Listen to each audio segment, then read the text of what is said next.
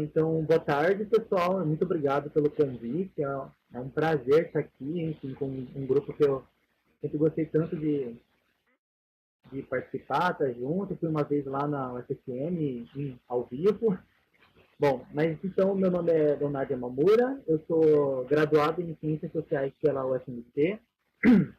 No, no meu primeiro ano de graduação, que eu comecei em 2010, eu fiz uma iniciação científica com a professora Débora. Ela dava aula aqui e ela saiu no ano de 2011, então a gente teve esse primeiro contato com esse tipo de pesquisa. Vou passar aqui.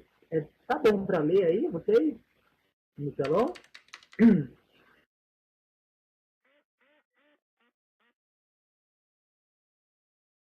Tá. Então, no ano de 2010, então, eu fiz essa iniciação científica sobre ciberativismo. A Poliana falou um pouco sobre isso já. E o projeto sobre o qual as nossas pesquisas dos alunos da graduação se inseriam se chamava O Ponto de Vista do Nativo, entre Pixels e Bytes, mapeando formas de interação, identidades e sensibilidades nas relações sociais online. E a minha temática, então, a Débora sugeriu que nós trouxéssemos algumas ideias, e a minha ideia foi a do ciberativismo.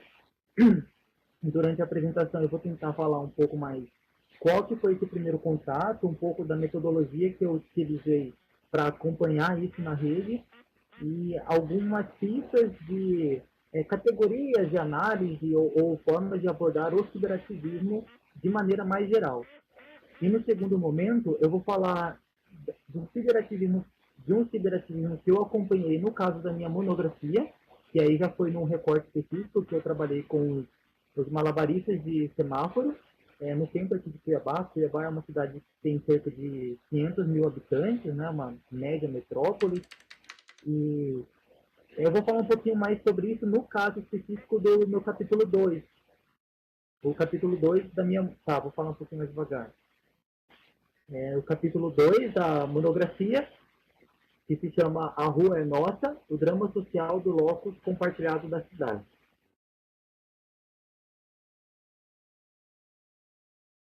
Quando a professora Débora pediu para trazermos ideias, eu acompanhava a página do Greenpeace. No caso, isso daqui é isso que eu estou mostrando no slide, o rodapé da página, né, a página inicial. E se vocês prestarem atenção ali no Participe, na segunda opção está escrito Ciber.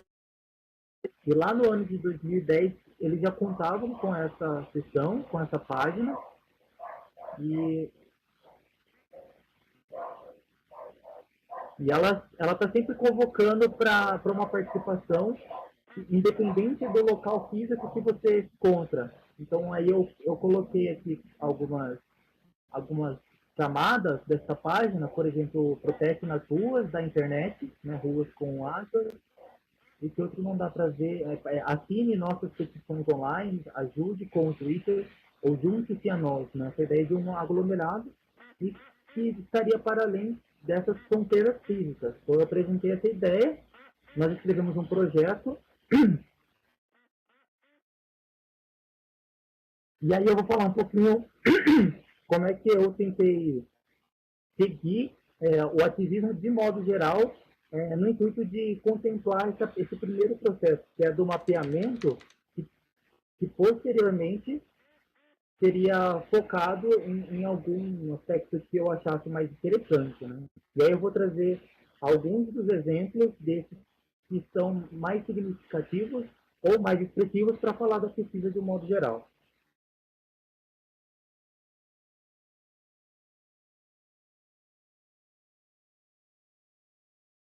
Aqui nesse slide que eu estou mostrando para vocês, ele se chama Twilert. Eu usei ele durante a metade do ano de 2010, a metade do ano de 2011, e ele é uma ferramenta muito interessante. Você registra o seu e-mail, a sua conta, e você registra um termo específico que você quer acompanhar dos tweets que tem de modo geral. eu cadastrei ele, no caso, o termo ativismo. Então, todas as pessoas que tuitavam e utilizavam desse termo, no final da semana, esse aplicativo do Twitter, ele anexava todos os tweets que tinham, no caso, o termo ativismo, e mandava para mim. Então, tinha toda sorte de temáticas e assuntos. Ali tem pessoas pró as manifestações feministas, contrárias. Não sei se dá para ler direitinho ali, porque está cortado também. Era uma ferramenta gratuita no ano de 2010, 2011, mas eu fui conferir agora e ele tem uma taxa, o modelo mais simples dele tem uma taxa de $10 por mês.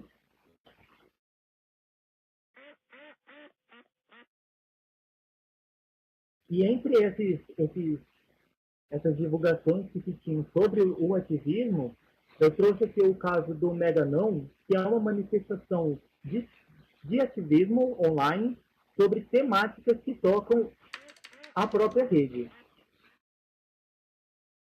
Bom, e aí esse movimento do Mega Não, ele tinha como um projeto uma série de pautas que falavam sobre a internet. Então, era uma mobilização que ocorria online e que tinha como finalidade a própria rede. Então, ele tinha um caráter diferencial desses outros que sempre convocavam a uma situação muito particular a partir de uma relação que fosse globalizada, internacional, com pressão de grupos que se aproximavam por afinidade. Então, eles até brincam na chamada deles que o Mega Não, esse movimento que existe desde o ano de 2010 e ainda está na ativa, é um meta-manifesto, né? Porque é um manifesto em pró da possibilidade de se fazer manifestos online sem ter uma série de direitos cerceados ou mesmo o direito ao anonimato, à privacidade.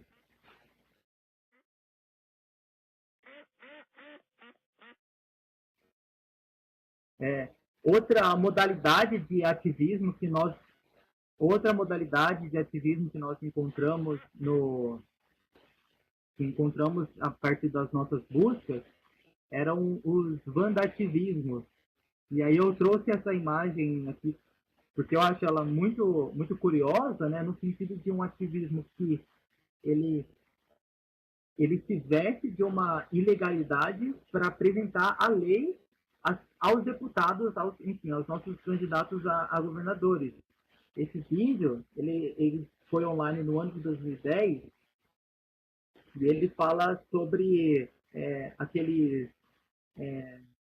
eu esqueci o nome desses banners que ficam em pé, que eles se tornaram ilegais, né, não poderiam ser usados mais, e aí eles descreviam o número da lei que impedia que eles colocassem, que eles, enfim, apresentassem esse tipo de publicidade eleitoral. E aqui do lado o que eles montaram como um pôster de filme, falando sobre a PL 8499, que estava sendo julgada no ano de 2010 também.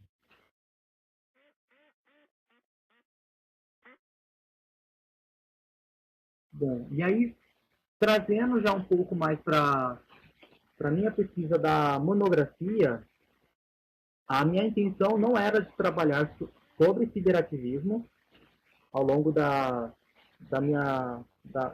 escrita da monografia mesmo. Eu pensava mais aspectos da antropologia urbana, eu também quis relacionar com a ideia de estigma, mas enquanto eu acompanhava eles, eu fiz a etnografia do mês de setembro até o começo do mês de setembro de 2013 até o começo desse ano, em fevereiro ou março. E nessas situações, eu já havia começado a escrita do trabalho, eles me convidaram a participar de manifestações, e a primeira delas se chama essa Marcha Antifascista, que é contra a comemoração do aniversário do golpe de 64, né?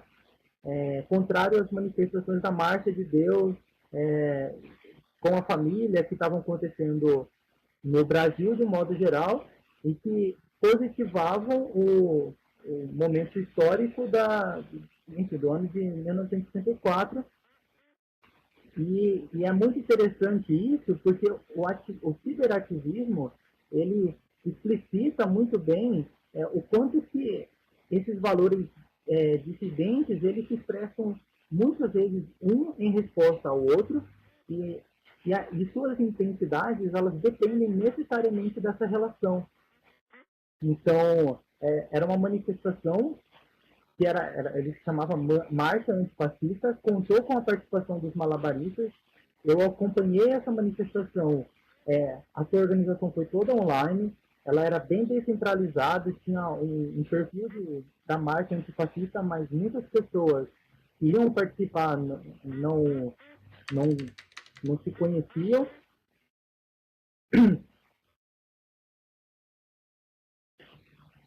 E pouco tempo depois, essa marcha antifascista, ela aconteceu no mesmo espaço físico que, que os malabaristas passavam boa parte do seu tempo, que é a Praça Alencastre. Ela é uma praça que fica a pouco menos de 1 quilômetro do semáforo que eu acompanhei os malabaristas que se apresentavam. Os malabaristas são viajantes que, de temporadas em temporadas, eles mudam de cidade e mantêm o seu próprio sustento fazendo malabarismo, acrobacias no semáforo e recolhendo dinheiro para dar continuidade nas suas viagens. E aqui em Cuiabá é uma cidade muito quente e nesse semáforo em que eles se apresentam não tem muito espaço para eles sociabilizarem mesmo, então eles, sempre que eles terminam suas apresentações, eles se deslocavam para essa praça. E aqui em Cuiabá, essa praça é central, primeiro que ela está localizada no centro, mas também porque ela está em frente a um antigo prédio da prefeitura e em frente também a uma catedral da Igreja Católica. E é um ambiente que é muito ocupado por skatistas, tem esses malabaristas, tem alguns hippies também ficam circulando pela praça. E no caso dessa segunda manifestação, que eu analiso no segundo capítulo da minha monografia, eu vou falar exatamente sobre uma determinada postura política que é associada e aproximada da vivência dos malabaristas. No caso dessa segunda manifestação, a Ocupe Alencastro, eu não estive lá presencialmente, mas eu acompanhei ela pela página do Facebook que eles produziram e que contou com 600 curtidas e foi uma coisa muito momentânea. Assim, aconteceu a apreensão de alguns skates de alguns adolescentes numa quinta-feira. Uma semana depois eles já estavam organizados. Perdão. Então, inclusive, eu sugeri depois para mostrar, se puder abrir um navegador aqui na página, e aí dá para ver muito bem alguns vídeos que o pessoal da CUP aqui de Cuiabá, que é o pessoal do Movimento de Arte, Cultura. Ah, legal. E lá eles têm uma série de vídeos caseiros, amadores, que eles produziram sobre a manifestação. E nesses vídeos eu encontrei com alguns malabaristas que eu já vinha acompanhando há alguns meses. Então, mesmo uma possibilidade de, através do federativismo, eles extrapolarem uma intenção, uma postura, uma perspectiva, uma manifestação para muitas outras pessoas que não partilham do uso daquela praça. Então, muitos universitários curtiram as páginas. Deixa eu tentar pegar aqui. Mandei aqui no chat. Vocês vão ver que tem, então, 600 curtidas e tem... eu trabalhei com o anonimato dos malabaristas que entrevistei e conversei e fiz a etnografia, né? Usei o nome anônimo, mas eles aparecem em algumas fotos, em alguns vídeos, e depois eu conversei com eles sobre a participação deles nessa manifestação. Então, eu não estive presencialmente no movimento Alencastro Livre, mas eu pude acompanhar ele através do próprio ciberativismo. Não, eu estou offline, está dando para abrir a imagem. Bom, mas aí eu mostro melhor depois.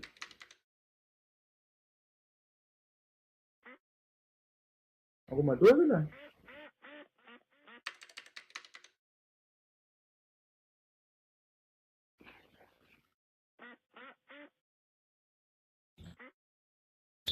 Bom, a gente está vendo as imagens, Léo. Tá, legal. Então, e aí nesse segundo momento foi uma possibilidade de eu aproveitar na minha monografia, acompanhando esses vídeos, não só pelas pessoas com quem eu já tinha um contato prévio, mas também de conversar com os organizadores da manifestação. E havia sempre uma aproximação de uma determinada postura, de um certo discurso que tinha nos malabaristas sobre o porquê, quais eram as suas motivações para irem na frente dos carros e apresentarem uma modalidade artística, né, que eles consideram como arte circense, como uma expressão artística como qualquer outra. O contorcionismo, as habilidades corporais mesmo, aí até uma aproximação com o que a Poli disse. Então, aí, enfim, se vocês tiverem algumas coisas que queiram que eu explore mais depois, especificamente sobre esse caso ou algum dos outros que eu mencionei, eu posso falar depois desse breve encerramento que eu, na verdade, mais como uma abertura, né, sobre possibilidades de se abordar o ciberativismo, que eu coloquei então como sendo ela sempre tende a uma procura por uma expansão do circuito na qual ela está situada. No caso, o movimento da Praça Alencastro, ela tendeu a estar em contato com pessoas de outros circuitos, como é o caso do pessoal do DCE, da Universidade Federal de Mato Grosso, que não costuma estar presente naquele espaço, mas que teve uma solidariedade com a manifestação. Ela tende também sempre a ocorrer de maneira espontânea e imprevista, porque é comum esses grupos mais organizados elaborarem projetos de ativismo em rede, no sentido de viralizar como um meme, como algo que circula com grande repercussão nas redes, mas não deu muito certo. E depois eu posso até comentar um pouquinho mais sobre o caso do All Out, que é uma organização internacional AGLBT, que eles tentaram fazer numa data específica com que as pessoas que compactuavam do seu projeto divulgarem uma imagem no Second Life não, perdão, no Facebook, com o número 77, que era o número de países que criminalizam ou até com pena de morte o caso de homossexuais, né?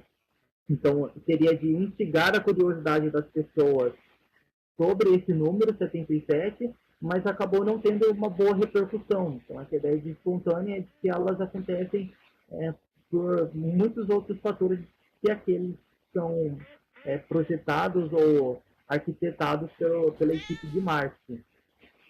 E aí, como um terceiro aspecto, que eu acho muito interessante para se observar o ciberativismo, é sempre essa ideia de que ela é adversa, porque eles costumam, com muita frequência, nessas grandes manifestações, nessas grandes práticas de ciberativismo, colocar uma figura de oposição. Então, costumo brincar que é o elemento Satã, que é sempre essa figura que é demonizada. Então, se você vai ver nos grupos religiosos que têm uma tendência a um ativismo que eles chamam pela moral, pelos bons costumes, pela família, eles costumam demonizar muito a figura do Jean Willis, da mesma forma que o Jean Willis costuma reproduzir e acusar a bancada evangélica, o Malafaia, então sempre como essa figura de oposição, no sentido de uma união de todas as pessoas que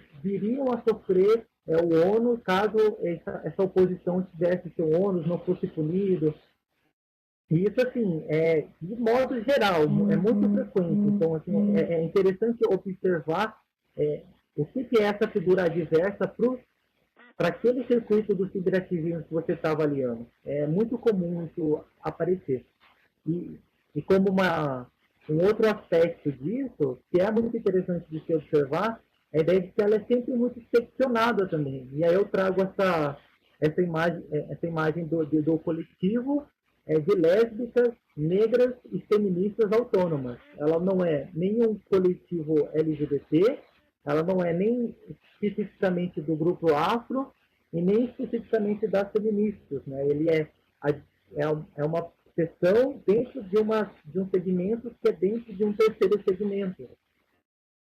Então, sempre essa possibilidade de analisar por esses caminhos, né? A ideia da minha fala é de como esses aspectos eles podem ser observados na análise e na descrição do ciberativismo ao qual você estiver interessado de estudar, sendo que, enfim, aí retomando já para fechar, essa ideia de que o ciberativismo ele potencializa essa verticalização das instâncias que detêm o poder, uma pluralização das temáticas que são abordadas de modo geral, coletivamente, e sempre um fluxo que não é exclusividade do ciberativismo, mas que é muito comum a gente perceber na rede, que é essa transição de uma intensa efervescência subjetiva para um projeto que eu chamei aqui experimentalmente de racional ideológico,